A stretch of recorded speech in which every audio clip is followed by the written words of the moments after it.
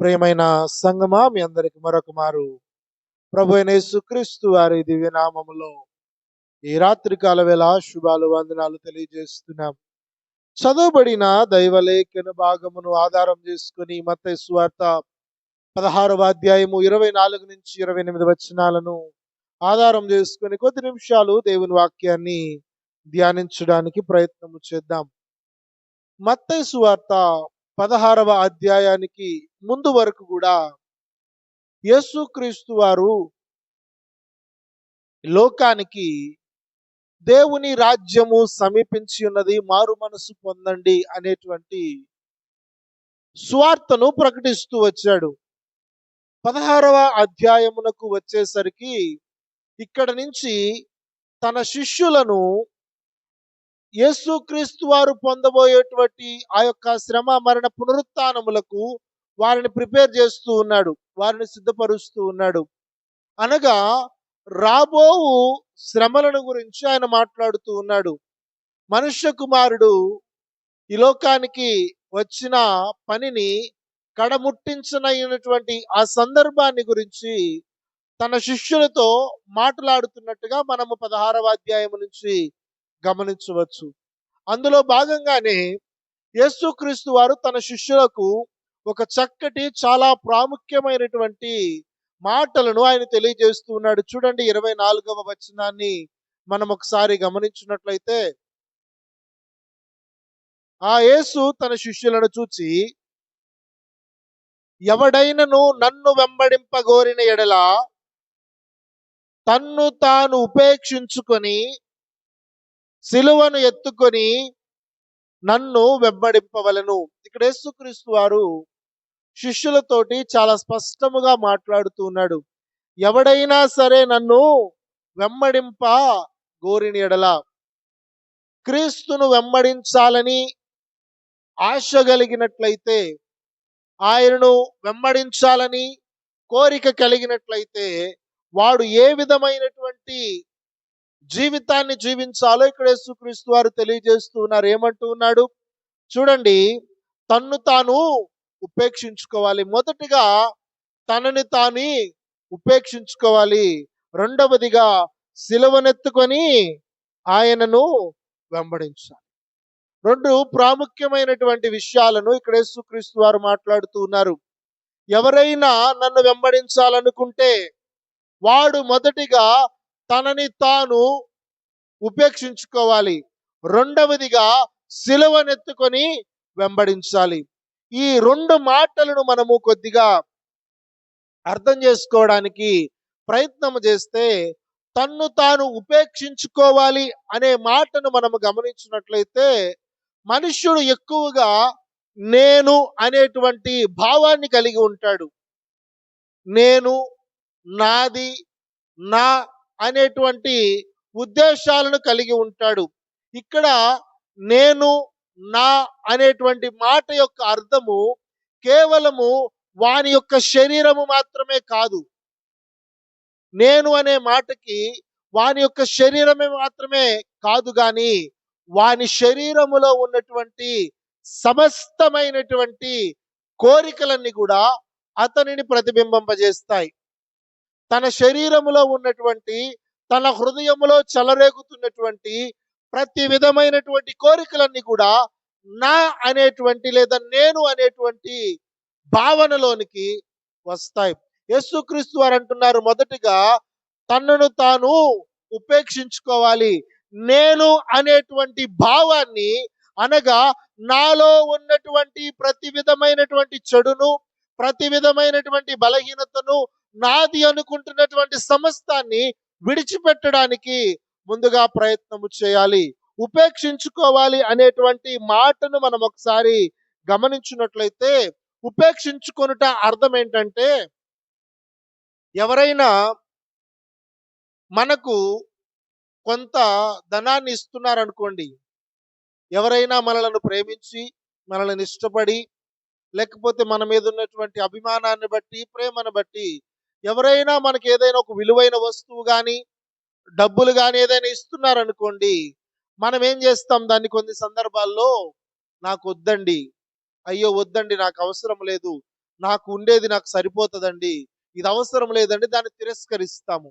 అనగా ఉపేక్షించుకోవడం అనగా అర్థం ఏంటంటే, ఏదైతే మనకు వస్తూ ఉందో, ఏదైతే మన జీవితంలోనికి ప్రవేశిస్తుందో దాన్ని ఖండించడము, దాన్ని తృణీకరించడము, అది మనకు అవసరం లేదని ఖండితముగా తెలియచేయడం. అనగా ఇక్కడ దేవుని వాక్యం ఏమని తెలియజేస్తూ ఉందంటే, నిన్ను నీవు ఉపేక్షించుకో, నిన్ను నీవు తృణీకరించుకో, నీ యొక్క కోరికలను తృణీకరించుకో, నీ యొక్క హృదయ ఆలోచనలు తృణీకరించుకో, నీ హృదయంలో ఉన్నటువంటి పాప భూయిష్టమైనటువంటి ప్రతి ఆలోచనను ఖండించుకో.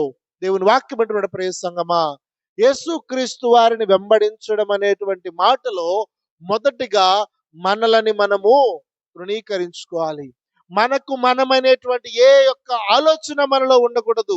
ఇది నా శరీరము, నా కుటుంబము, నా స్నేహితులు, నా బంధువులు, నా ఆస్తి, నా ఇల్లు, నా సంపాదన, నేను తింటున్నాను, నేను ఉంటున్నాను, ఇది నాది, నా సుఖము, నా నిద్ర, లేకపోతే ఇటువంటి ఏ రకమైనటువంటి కోరికలు కూడా మానవుడు లేదా క్రైస్తవుడు ప్రాధాన్యత ఇవ్వకూడదు. వాటిని ఉపేక్షించుకోవాలి.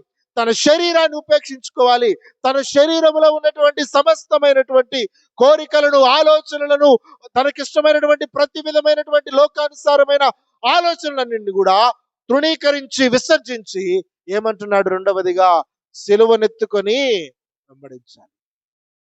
సిలువనెత్తుకొని వెంబడించాలి. సిలువ దేనికి గుర్తంటే శ్రమకు గుర్తు. అది శ్రమ పడడానికి గుర్తు. రెండవది, యేసుక్రీస్తు వారు మానవుల కొరకై చేసినటువంటి ప్రాణ త్యాగానికి గుర్తుగా ఉన్నది. కాబట్టి ఇక్కడ ఇదే యేసుక్రీస్తు వారు అంటున్నారు, సిలువనెత్తుకో, అనగా నిరంతరము శ్రమ పడడానికి, నిరంతరము కూడా దేవుని కొరకు శ్రమ పడడానికి, నిరంతరము దేవుని కొరకు జీవించడానికి సిద్ధపడు. ఆ విధమైనటువంటి మొదటిగా నేను అనేటువంటి భావాన్ని ఉపేక్షించుకొని ఆయన కొరకు శ్రమ పడడానికి సిద్ధపడి క్రీస్తు వారిని వెంబడించాలి. ఇది యేసుక్రీస్తు వారు తెలియజేస్తున్నటువంటి విషయము. చూడండి, తదుపరి వచనాలు కూడా మనం గమనించినట్లయితే 25వ వచనం కూడా మనం గమనిస్తే, తన ప్రాణమును రక్షించుకొన గోరువాడు దాన్ని పోగొట్టుకొనును, నా నిమిత్తము తన ప్రాణమును పోగొట్టుకునివాడు దాన్ని దక్కించుకొనును. 26వ వచనము, ఒక మనుషుడు లోకమంతయు సంపాదించుకొని తన ప్రాణమును పోగొట్టుకుంటే అతనికేమి ప్రయోజనము? ఒక మనుషుడు తన ప్రాణమునకు ప్రతిగానేమి ఇయ్యగలడు? ఒకడు తన లోకమంతటిని సంపాదించుకొని, లోకములో ఉన్నటువంటి సమస్తాన్ని, గౌరవాలను, అధికారాలను, పేరును, ప్రతిష్టలను, అదే విధముగా ధనమును, సుఖభోగాలను, సమస్తాన్ని సంపాదించుకొని చివరికి ప్రాణాన్ని పోగొట్టుకుంటే అది ఏమి ఉపయోగం కాదు. చూడండి, 26వ వచనంలో కూడా అంటాడు, తన ప్రాణమును రక్షించుకోవడానికి, తన శరీరాన్ని రక్షించుకోవడానికి, దాన్ని సుఖపెట్టుకోవడానికి ప్రయత్నం చేసేవాడు దాన్ని పోగొట్టుకుంటాడు. క్రీస్తు నిమిత్తమై శరీరాన్ని అర్పించడానికి ఇష్టపడేవాడు, శ్రమ పడడానికి సిద్ధపడేవాడు దాన్ని పొందుకుంటాడు. ఎక్కడ పొందుకుంటాడు? నిత్య రాజ్యములో దాన్ని పొందుకోగలడు. దేవుని వాక్యం అంటున్న ప్రియ సంగమా, ఈరోజు క్రీస్తును వెంబడిస్తున్నామని, క్రీస్తును వెంటాడుతున్నామని పిలువబడేటువంటి క్రైస్తవ సమాజముగా పిలువబడుతున్నటువంటి మనము మొదటిగా నేర్చుకోవాల్సినటువంటి, తెలుసుకోవాల్సినటువంటి ప్రాముఖ్యమైన విషయము, మనలను మనము ఉపేక్షించుకోగలుగుతున్నామా? మనలను మనము ఉపేక్షించుకోగలుగుతున్నామా? మన యొక్క శరీరాలను, మన కోరికలను, మన శరీరములో, మన హృదయములో చెలరేగుతున్నటువంటి పాపాన్ని మన హృదయంలో నుంచి తీసివేసుకోవడానికి, దాన్ని పరిత్యజించడానికి, దాన్ని విసర్జించడానికి, దాన్ని పాతి పెట్టడానికి మనము సిద్ధపడుతున్నామా? చూడండి, గమనించినట్లయితే మత్తయి సువార్త 15వ అధ్యాయము 19వ వచనాన్ని మనం గమనించినట్లయితే దేవుని వాక్యము తెలియజేస్తుంది, దురాలోచనలు, నరహత్యలు, వ్యభిచారములు, వేశ్యాగమనములు, దొంగతనములు, అబద్ధ సాక్ష్యములు, దేవదూషణలు హృదయములో నుండియే వచ్చును.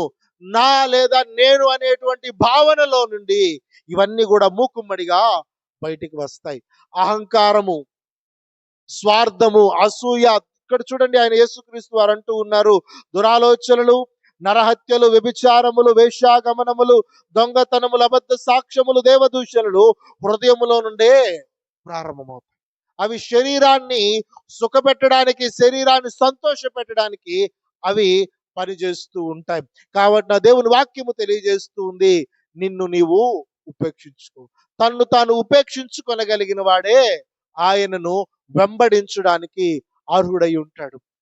చూడండి, మా ఇర్మియా గ్రంథము 17వ అధ్యాయము 9వ వచనాన్ని మనము గమనించున్నట్లయితే, ఇర్మియా గ్రంథము 17వ అధ్యాయము 9వ వచనాన్ని మనము గమనించినట్లయితే,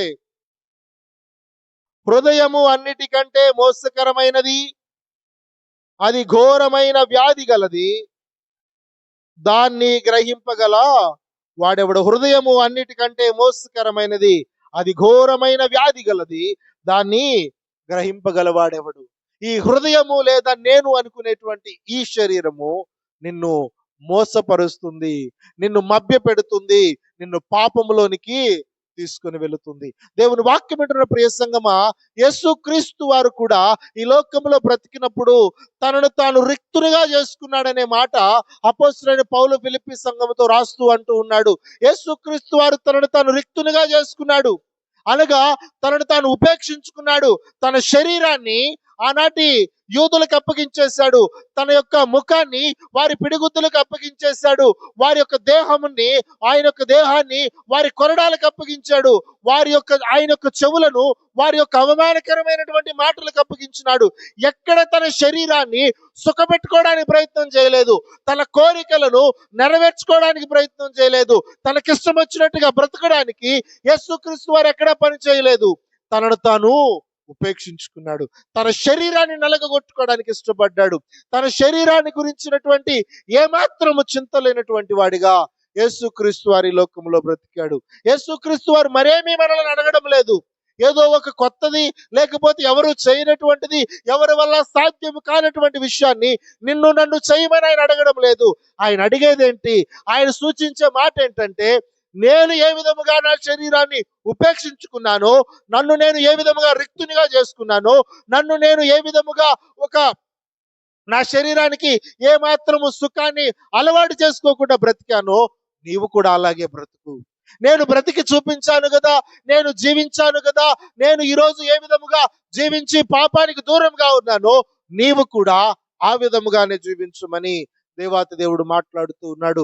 దేవుని వాక్యం ఏంటంటే, ప్రియ సంగమా, క్రైస్తవునిగా, క్రైస్తవురాలిగా, క్రైస్తవ విశ్వాసిగా, సంఘములో చేర్చబడిన వాడిగా బ్రతుకుతున్నామంటే మనలను మనము ఉపేక్షించుకోవాలి. కొన్ని త్యాగాలు ఉండాలి. కొన్ని మన శరీరాన్ని నలగగొట్టుకోవడానికి మనం ఇష్టపడాలి. మన యొక్క శరీరాన్ని కష్టపెట్టుకోవడానికి ఇష్టపడాలి. కష్టపెట్టుకోవడం అంటే రాళ్ళు మోయడమో, లేకపోతే బయటికి వెళ్ళి ఏదో పెద్ద చెమట కార్చేటువంటి పని చేయడమో కాదు. దేవుని కొరకు మన శరీర సుఖాన్ని త్యాగం చేసుకోగలగాలి. అందుకని ఆయన అంటాడు, 25వ వచనం చదువుకునేటువంటి మూల వాక్యములో అంటాడు, తన ప్రాణమును రక్షించుకొనగోరువాడు దాన్ని పోగొట్టుకుంటాడు. తన యొక్క శరీరాన్ని కాపాడుకోవడానికి ప్రయత్నం చేసేవాడు, దేవుని వాక్యం ఉన్నటువంటి ప్రియ సంగమా, తన శరీరం కొరకు ప్రాకులాడేవాడు, తన యొక్క శరీర సుఖము కొరకు ప్రాకులాడేవారు. 8 గంటలకి ప్రార్థన ప్రారంభమవుతుంది, లేకపోతే 10:30కి ఆదివారపు ఆరాధన ప్రారంభమవుతుంది అంటే 10:30కి కూడా ముఖాలు దోమే వాళ్ళు చాలా మంది ఉంటారు. కాసేపు ఆగిపోదాంలే, కుర్చీలో కాసేపు సేద తీరుదాం, ఫ్యాన్ కింద కాసేపు కూర్చుందాం, లేకపోతే కాసేపు కాళ్ళు చాపుకొని కూర్చుంటే ఏమవుతుందని శరీరాన్ని సుఖపెట్టుకునే వాళ్ళు చాలా మంది ఉన్నారు. దేవుని వాక్యాన్ని ప్రకటించడానికి, దేవుని సువార్తను ప్రకటించడానికి, సాక్ష్యము చెప్పడానికి నోరు రాని వాళ్ళు చాలా మంది ఉన్నారు. అది శరీరాన్ని సుఖపెట్టుకోవడం కాదా? అది తనకు తాను ప్రాధాన్యత ఇచ్చుకోవడం కాదా? దేవుని వాక్యము తెలియజేస్తుంది, నిన్ను నీవు ఉపేక్షించుకో. దేవుని కొరకు నువ్వేం త్యాగం చేయడానికి సిద్ధపడుతున్నావు? గత సంవత్సరము మే నెలలో ఒక పాస్టర్ గారిని నేను కలిసినప్పుడు, మన మీటింగ్స్కి వచ్చినటువంటి ఒక పాస్టర్ గారితో, ఆయన వైజాగ్లో కాలేజీలో ప్రిన్సిపాల్ గారు, వారితో మాట్లాడుతున్నప్పుడు, సార్ నాకు కూడా, నేను మళ్ళీ ఇంకా వేదాంత విద్యను చదవాలి అనుకుంటున్నాను సార్, నేను ఎండిహెచ్ చేయాలనుకుంటున్నాను, నాకేమన్నా మీరు హెల్ప్ చేస్తారని అడిగారు. అయ్యో తప్పకుండా చేస్తాను పాస్టర్ గారు, మీరు ఎప్పుడు జాయిన్ అవ్వాలనుకుంటున్నారు? మా కాలేజీలో జాయిన్ అవుతారా? నేను మీకు హెల్ప్ చేస్తాను అన్నాడు.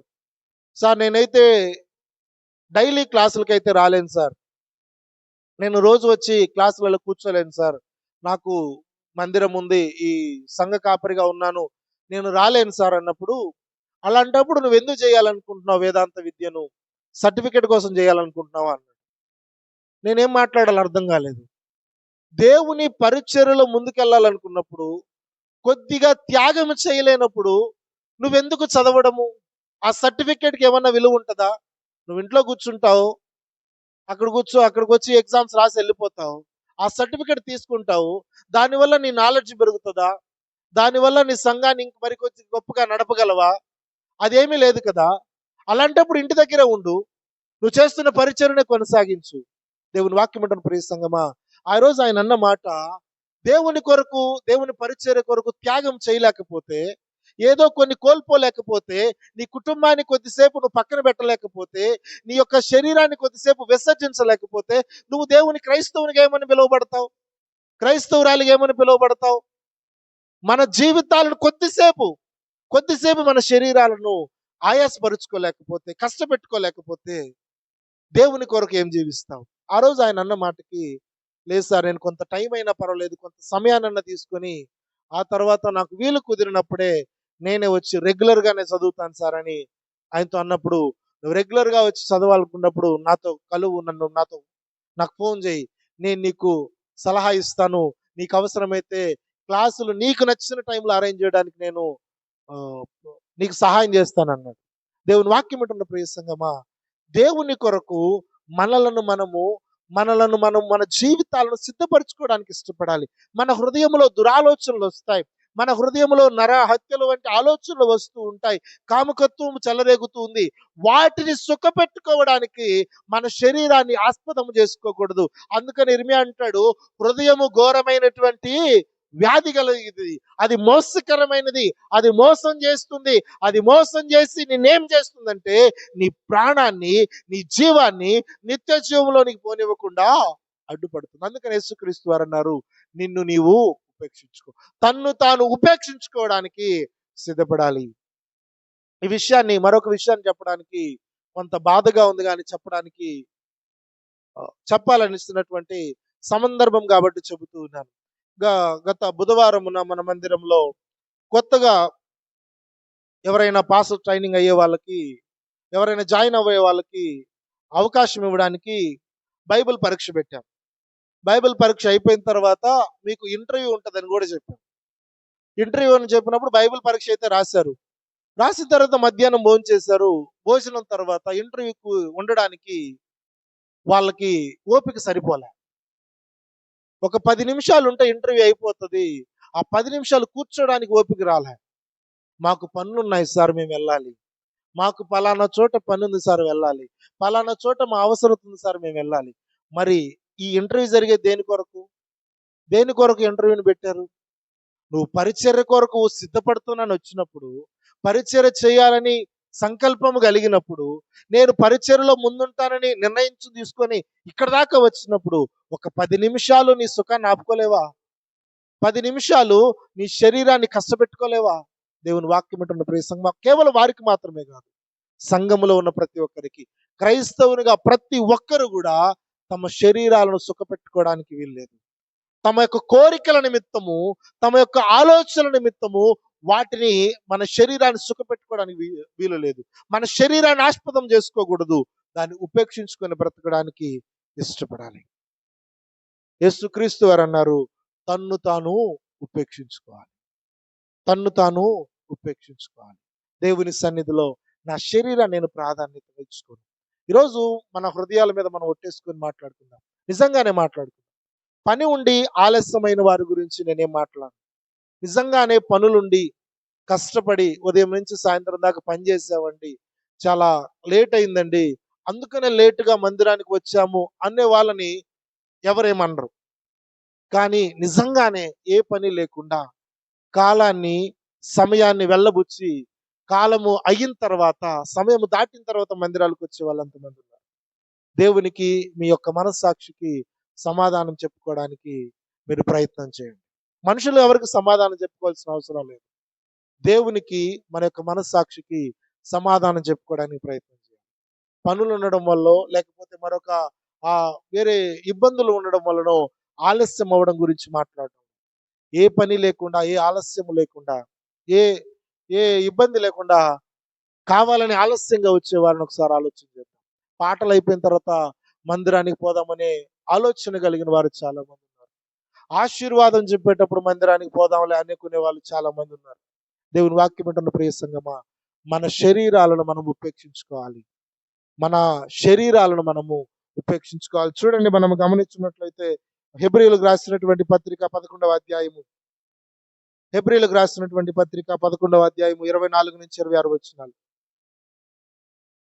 మోషే పెద్దవాడైనప్పుడు విశ్వాసమును బట్టి ఐగుప్తు ధనము కంటే క్రీస్తు విషయమైన నింద గొప్ప భాగ్యమని ఎంచుకొని అల్పకాలము పాపభోగమును అనుభవించుట కంటే దేవుని ప్రజలతో శ్రమ అనుభవించుట మేలని యోచించి ఫరో కుమార్తె యొక్క కుమారుడని అనిపించుకొనుటకు ఒప్పుకొనలేదు. ఏలయనగా అతడు ప్రతిఫలముగా కలుగబోవు బహుమానమందు దృష్టి ఉంచు. మోషే తన్ను తాను ఉపేక్షించుకున్నాడు. చూడండి, ఆ మాట చూద్దాం. మనం గమనించే ఫరో కుమార్తె యొక్క కుమారుడని అనిపించుకొనుటకు ఒప్పుకొనలేదు. అది నాకొద్దు, నాకు అవసరం లేదు. నేను ఫరో కుమార్తె యొక్క కుమారుడిని అనిపించుకుంటే నాకు సింహాసనం వస్తుందేమో, నాకు రాజ్యాధికారం వస్తుందేమో, నేను ఒక ఉన్నతమైనటువంటి స్థితిలో నిలవబడతానేమో, అది నాకు అవసరం లేదు. అది లోకానికి సంబంధించింది. నా ప్రజలు అక్కడ శ్రమ పడుతూ ఉన్నారు, నా ప్రజలు అక్కడ వేదన పడుతూ ఉన్నారు, నా ప్రజలు అక్కడ అవమానపడుతూ ఉన్నారు, వారు ఎన్నో బరువులు మోస్తూ ఉన్నారు. వారు శ్రమ పడుతూ ఉంటే, వారు వేదన చెందుతూ ఉంటే నేను గద్దెనెక్కి ఎలా కూర్చోగలను? వారు శ్రమ పడుతూ ఉంటే నేను ఎలా సుఖాన్ని అనుభవించగలను? నాకు ఇది అవసరం లేదు. ఒక ఐగుప్తుడు ఇజ్రాయేల్ను కొడుతూ ఉంటే ఆ ఐగుప్తుని చంపాడు. తనలో ఉన్నటువంటి ఆ యొక్క ఇజ్రాయేలు ప్రజల మీద ఉన్నటువంటి ఆ యొక్క ప్రేమను అలా వెల్లడిపరుస్తూ వచ్చాడు.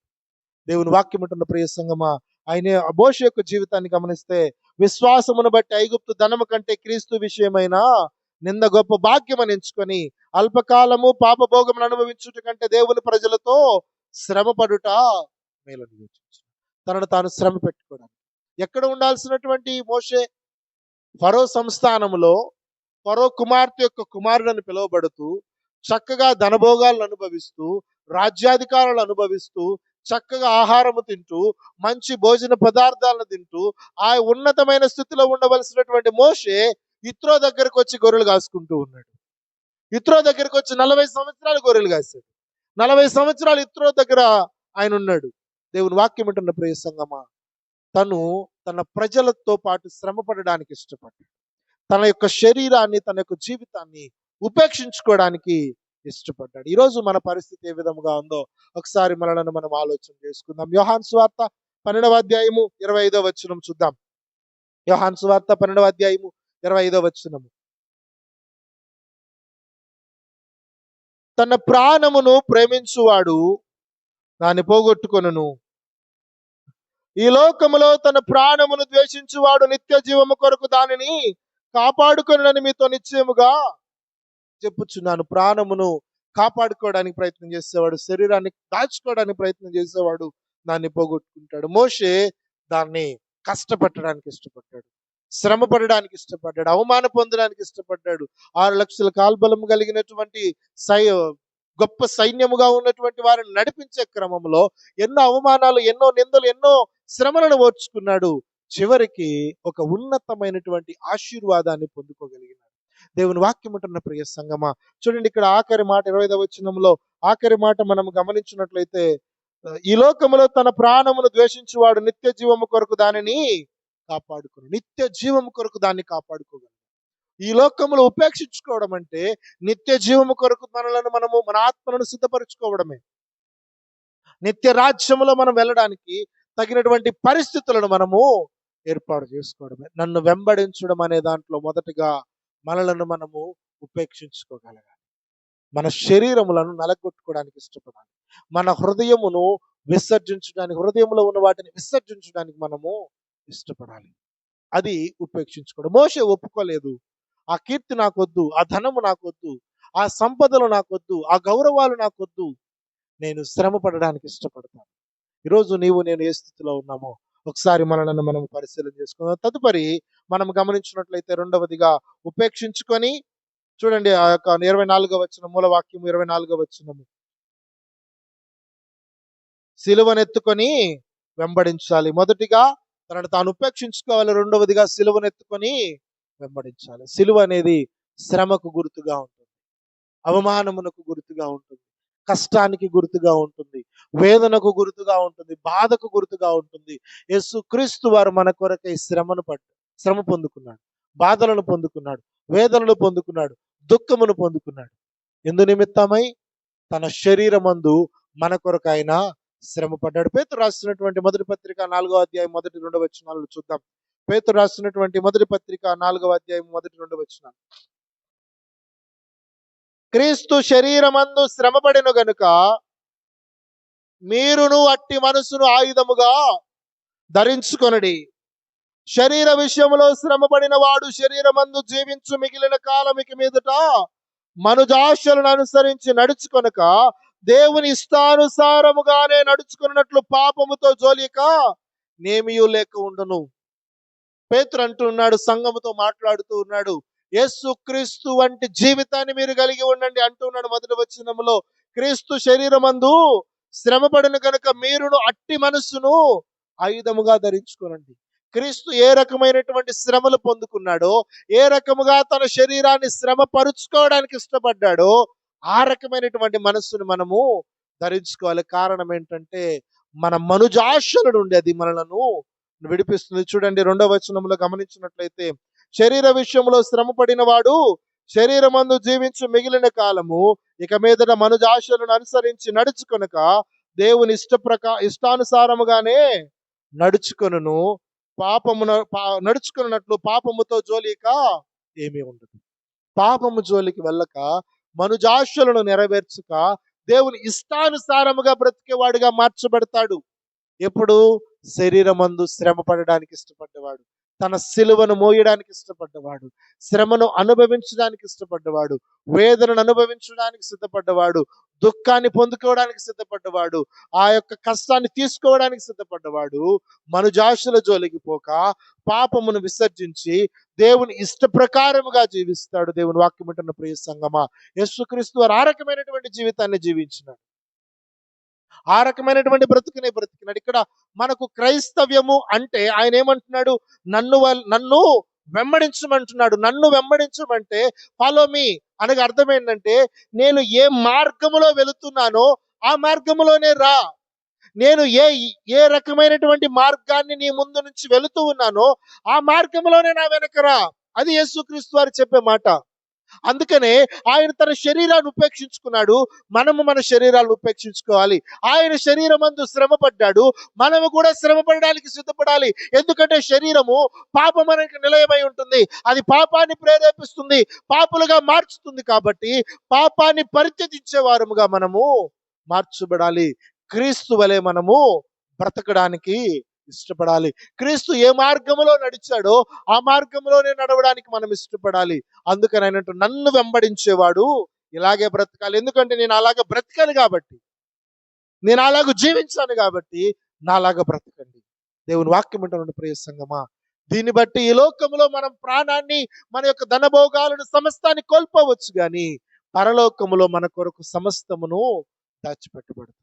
ఈ లోకంలో లేనిది పరలోకములో, ఎందుకంటే ఈ లోకం శాశ్వతం కాదు కాబట్టి, ఈ లోకములో శాశ్వతము కాదు కాబట్టి, నిత్య రాజ్యము మనకు పరలోకములో ఉన్నది కాబట్టి దాన్ని స్వతంత్రించుకోవడానికి మనము సిద్ధపడాలి.